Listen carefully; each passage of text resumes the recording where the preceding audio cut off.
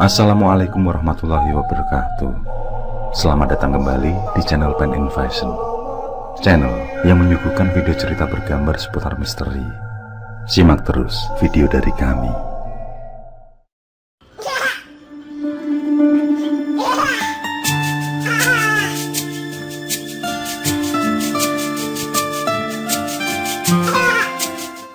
Sepulang kerja, aku langsung mengambil alih si kecil yang berusia 6 bulan itu dari gendongan ibunya.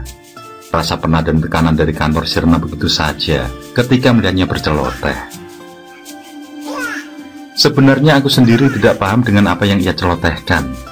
Namun saat ia mengeluarkan senyum dan tawa, rasanya benar-benar bahagia. Beberapa tetangga yang lewat bahkan menyempatkan diri untuk berhenti, sekedar mencubit pipi atau menggodanya. Aku memang bukan warga asli di kampung itu. Di sana aku menempati rumah yang baru aku kontrak selama semingguan. Rumah yang cukupan untuk ditinggali sebuah keluarga kecil. Kata Pak Abdul, si pemilik rumah, daripada rumah itu tidak terawat, makanya dikasih harga sewa murah. Toh anak-anak sudah pada sukses di luar kota. Begitu kata Pak Abdul. Tapi apa yang dikatakan oleh si pemilik agak berbeda dari sikap para tetangga. Mereka memang tidak pernah sekalipun mengatakan kalau rumah yang kusewa itu angker. Hanya saja, setiap kali mengobrol, mereka selalu menanyakan apakah kami baik-baik saja. Namun setiap kali aku menanyakan balik, mereka selalu bilang kalau tidak ada apa-apa.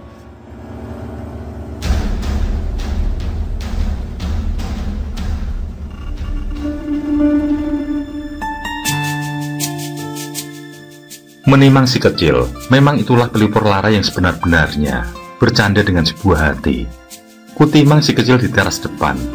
Di luar hawanya lebih segar dibanding di dalam rumah yang terasa pengap. Istriku pun pamit untuk mandi setelah menyediakan teh hangat untukku. Aku masih menimang si kecil yang mulai mengantuk. Bersamaan itu, aku membalas sapaan tetangga yang lewat ketika si kecil kembali membuka matanya.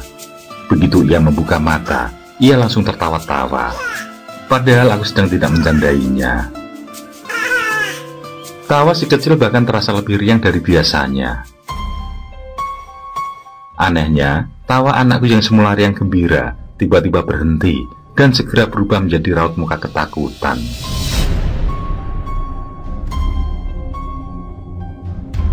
Istriku yang selesai mandi langsung mengambil alih si kecil dari gendonganku.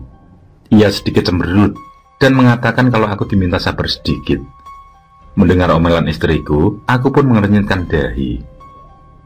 Dari jawaban istriku, aku pun paham akar permasalahan barusan. Dia dongkol karena aku mengetuk pintu berulang saat dia mandi tadi. Tapi, aku kan tidak mengetok pintu. Sedari tadi aku juga di teras. Aku sudah hampir membantah, namun aku takut kalau istriku nanti malah memiliki pikiran yang macam-macam. Maka aku pun hanya diam, meski sebenarnya aku juga takut. Di dalam kan tidak ada siapa-siapa. Lalu, siapa yang mengetok pintu?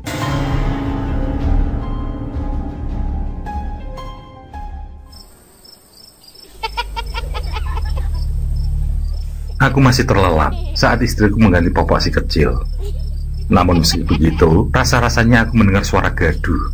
Suara anak-anak kecil sedang bermain. Suaranya riuh rendah, kadang terdengar keras, namun satu waktu menghilang sama sekali. Lalu muncul lagi bersamaan dengan suara-suara yang hampir tidak bisa aku mengerti. Aku ingin sekali terbangun dan mencari arah sumber suara itu, tapi rasa kantuk telah mengalahkanku. Aku berharap yang kudengar itu hanyalah efek alamiah setelah sore sebelumnya melihat anak-anak tetangga sedang asik bermain.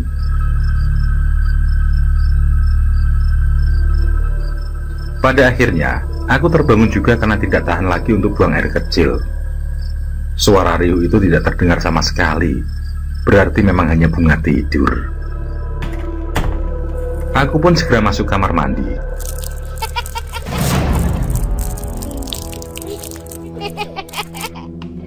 Pada saat buang air kecil itulah, dari luar kembali terdengar suara tawa anak-anak kecil. Mereka seperti berlarian ke sana kemari, sembari tertawa-tawa. Ini kan pukul 1 dini hari. Mana mungkin anak-anak tetangga pada bermain. Apalagi suara yang kudengar itu berada di dalam rumah.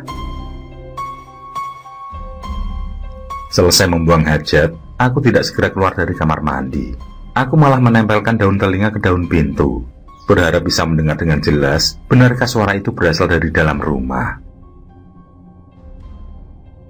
Sedetik dua detik aku menunggu suara itu.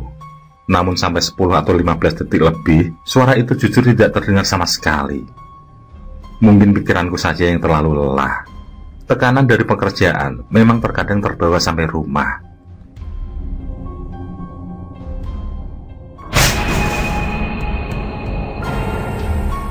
Dan betapa jantungku nyaris copot ketika secara tiba-tiba terdengar suara benda jatuh. Suara seperti kaleng roti.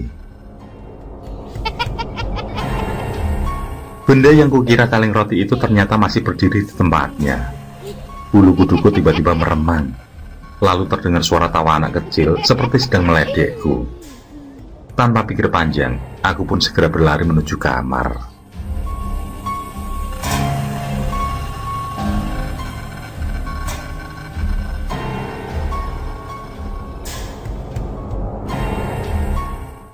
Gangguan-gangguan kecil itu pun mengusik rasa penasaranku.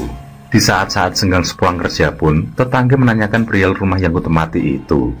Namun para tetangga selalu menjawab sama, aman, tidak ada apa-apa.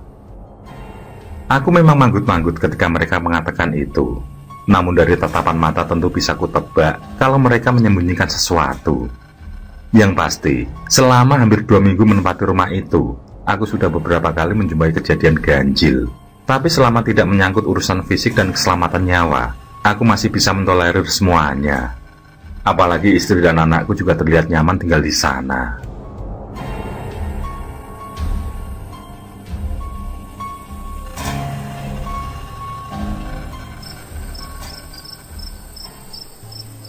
Malam itu, istri dan si kecil sudah terlelap di tempat tidurnya, sementara aku masih terjaga bersama segelas kopi.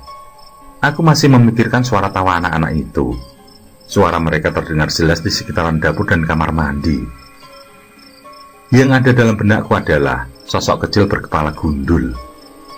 Tapi kalau memang tuyul, seharusnya istriku sudah mengeluh kehilangan uang. Dan tuyul akan selalu berkeliaran mencari sasaran, bukan menetap di suatu tempat. Menurut pendapatku sih begitu. Baru saja aku meletakkan gelas kopi ketika aku mendengar suara pintu tertutup. Aku pun mengintip dari ruang tamu. Rupanya istriku sedang di dapur. Biasanya sih sedang menyeduh susu buat si kecil. Beberapa detik kemudian, aku mendengar si kecil menangis. Aku takut kalau dia menggelinding, maka aku pun segera berlari menuju kamar. Aku sudah berdiri di depan kamar ketika kulihat si kecil masih dalam posisi pulas. Sementara itu, ibunya pun nyenyak di sampingnya. Saat kulihat meja di kamar, botol susu itu masih kosong. Aku masih tertegun saat istriku terjaga melihatku berdiri di depan pintu. Sambil masih mengucek-ucek matanya, ia meminta tolong untuk membuatkan susu. Tanpa banyak berdebat, aku pun segera memenuhi permintaannya. Meskipun dalam hati aku bertanya-tanya, kalau istriku masih di kamar, terus yang di dapur barusan itu siapa? Tiba-tiba saja bulu kuduku benar-benar merinding.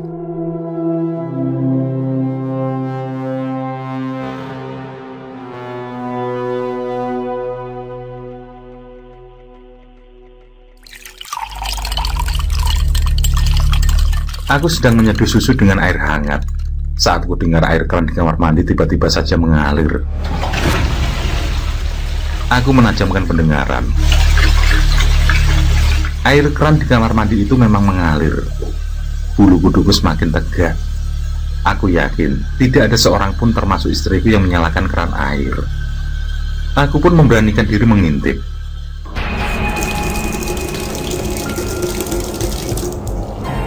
Betapa terkejutnya ketika mendapati keran air itu memang benar-benar mengalir.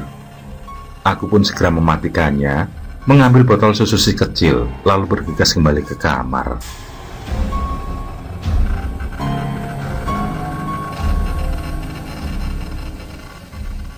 Allahu Akbar, Allahu Akbar. Azan subuh baru saja berkumandang. Aku terbangun karena merasa kakiku sedang digoyang-goyang. Rupanya istriku yang membangunkanku. Ia sedikit mengomel karena mendapati air keran kamar mandi menyala sampai airnya luber-luber. Aku sudah akan membantah kalau justru akulah yang semalam mematikan air keran itu. Namun lagi-lagi aku tidak ingin berdebat. Bukannya aku tidak ingin membela diri, namun aku khawatir akan menimbulkan pikiran negatif bagi istriku.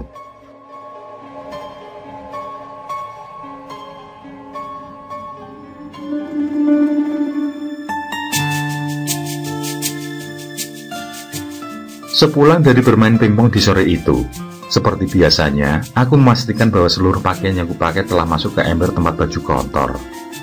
Kadang aku memang lupa menaruh pakaian yang basah oleh keringat itu ke tempatnya. Yang sering terjadi adalah masih berada di kasur atau masih menggantung di kamar mandi. Aku memang sering mendapat omelan dari sang istri, tapi aku salut karena sebenarnya itu adalah bentuk kedisiplinan dia.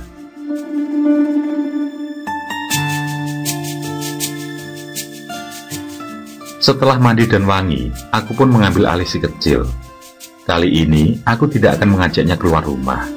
Aku ingat saat si kecil tertawa-tawa sendiri padahal aku tidak sedang mencandainya.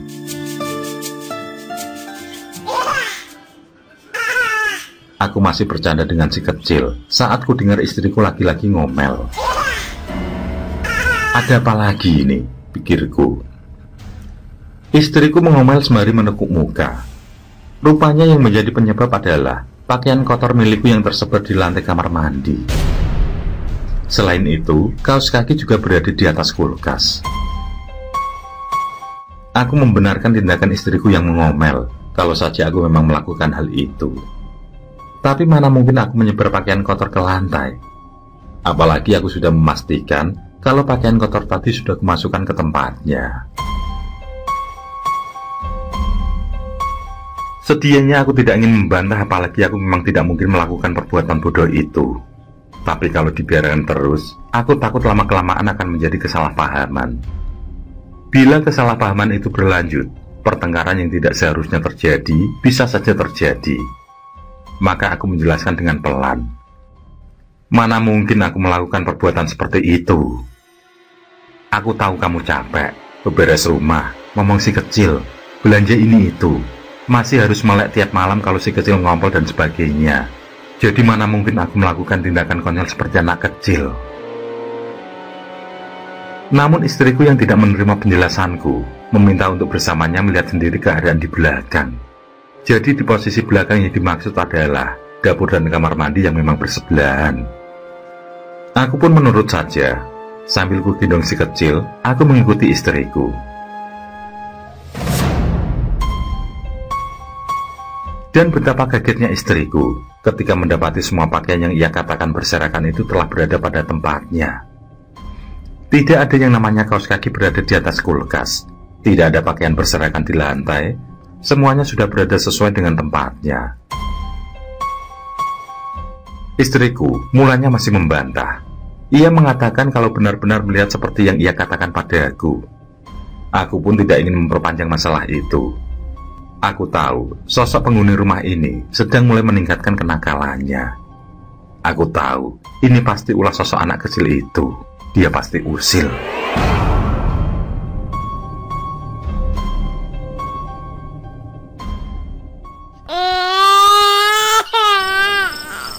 Sayang, kamu kenapa? Aku masih mencoba menenangkan si kecil. Karena dari sore sampai hampir pukul 10 malam masih terus menangis. Aku mengecek keningnya, siapa tahu dia demam. Tapi saat ku tempelkan punggung tanganku, suhu tubuhnya terasa normal. Bahkan setelah ia menata ibunya pun, tangisnya belum juga reda. Atau mungkin hawa di kamarnya memang terasa panas, sehingga ia merasa tidak nyaman. Maka aku pun berinisiatif menggendongnya keluar kamar. Sayang, laki-laki tidak boleh cengeng. Udah malam, ayo bubuk, ucapku padanya sembari ku gendong. Di ruang tamu itu, hawanya memang sedikit lebih sejuk dibanding di dalam kamar. Benar saja, anakku pun segera terlelap beberapa saat setelah berada di ruang tamu. Tapi aku tidak akan segera membawanya ke kamar, takut ia kembali merasa kegerahan. Maka aku pun tetap menggendongnya di ruang tamu sembari ku ayun-ayun pelan. Pada saat aku menimang-nimang si kecil itu, secara tidak sengaja, pandang mataku tertuju pada ruang belakang. Lampu penerangan di ruang belakang memang tidak seterang di ruang tamu, namun masih cukup jelas untuk melihat rak piring dan sebagainya yang berada di sana. Pada saat itulah, aku kembali melihat sekelebatan anak kecil. Bukan hanya satu, melainkan dua. Kedua anak kecil itu tampak berlarian ke sana kemari. Meski memang hanya terlihat sekilas saja, namun sudah berhasil membuat bulu kuduku berdiri. Tidak bisa kupungkiri, aku memang merasa takut. Apalagi dalam sekilas pandang itu, mereka sesekali tampak berhenti dan memandangiku. Dan kulihat dengan jelas wajah kedua bocah itu berlumuran darah. Entah mengapa tiba-tiba saja badanku menggigil. Rasa takut yang luar biasa menjalar ke seluruh tubuh. Aku berusaha untuk tetap tegak. Aku tidak ingin anakku yang sudah terlelap kembali terjaga. Kedua bocah itu tiba-tiba hilang dari pandang mataku. Mungkin mereka capek setelah berlarian. Namun ternyata bukan sosok kedua bocah itu saja yang membuatku ngeri. Aku kembali dipaksa untuk terpaku di tempatku berdiri, ketika secara perlahan aku melihat seorang perempuan berpakaian serba putih tiba-tiba melintas pelan. Perempuan dengan rambut panjang sepunggung itu memang berpakaian putih, tapi aku juga melihat kalau ada noda merah melekat di sana. Aku pun yakin apa yang kulihat itu adalah noda darah. Gendongan anakku nyaris saja terlepas saat aku menyadari apa yang kulihat barusan. Rupanya rumah ini juga dihuni sosok kuntilanak. Entah apa dia kuntilanak atau sundel bolong, yang jelas penampakannya sangat menyeramkan bagiku.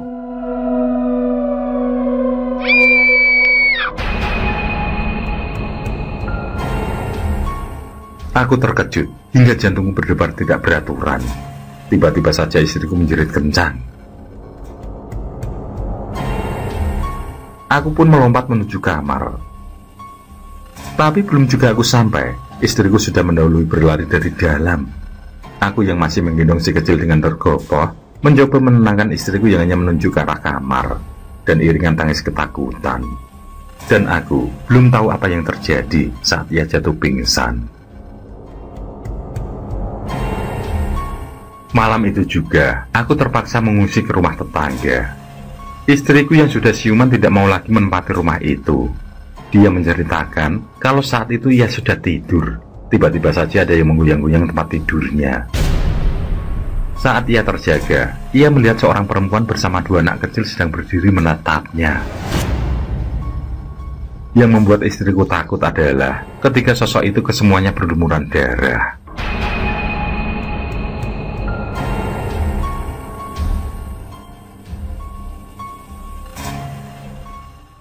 Pada akhirnya, semua menjadi terang benderang ketika tetangga tempat aku mengungsi menceritakan bahwa pemilik rumah itu bernama Diana. Diana sendiri adalah anak ragil dari Pak Abdul, orang yang menyewakan rumah itu padaku. Suami Diana sudah meninggal 5 tahun yang lalu. Setahun kemudian, Diana bersama dua anaknya yang masih kecil menyusul sang suami karena mengalami musibah kecelakaan. Bermula dari kejadian itulah, rumah itu pun menjadi angker. Nyaris tidak ada keluarga yang bertahan lebih dari sebulan tinggal di rumah itu. Aku menghela nafas. Dalam hati aku merenung. Aku mempunyai keluarga, sedangkan rumah yang kutempati itu pun dihuni oleh sebuah keluarga. Kalau kami pindah, kami mungkin akan kehilangan uang sewa selama setahun. Tapi bagiku, itu jauh lebih baik daripada keselamatan keluargaku yang terancam.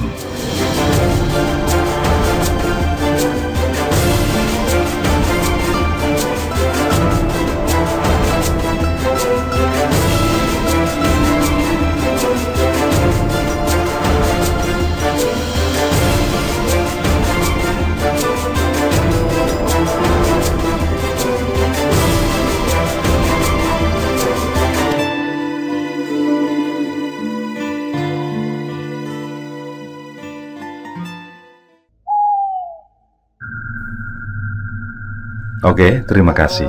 Semoga kawan-kawan terhibur, dan untuk ke depan, semoga channel ini bisa lebih baik lagi. Akhirul kalam, wassalamualaikum warahmatullahi wabarakatuh. Sesandingan hormat kali milih, lakukan pungkasane